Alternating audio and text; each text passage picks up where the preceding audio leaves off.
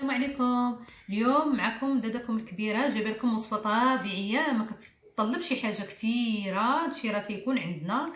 المهم هذه معلقه ديال الحمص، معلقه ديال الفورص، نص معلقه ديال الحليب ديال نيدو.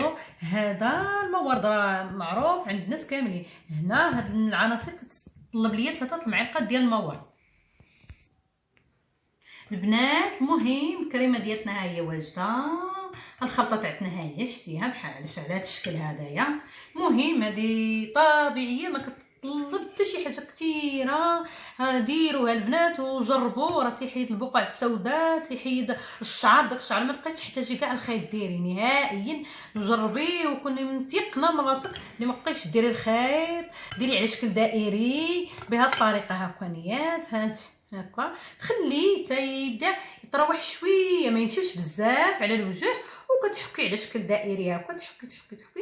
وملي تتسالي تتغسلي وجهك بميها دافيه سميتو، وتعاود كتجي كتمسحيه بالمورد بحال هذا الشكل بحال هكانيات هكا صافي. وما تنساوناش من التعليق، ما تنساوناش من اللايك.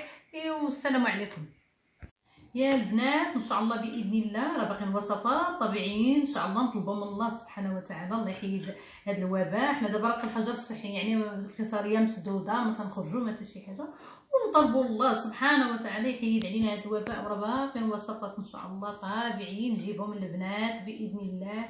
وما تنساوش جدكم الكبيره من التعليق ومن التجيم. والسلام عليكم وبارك عواشركم.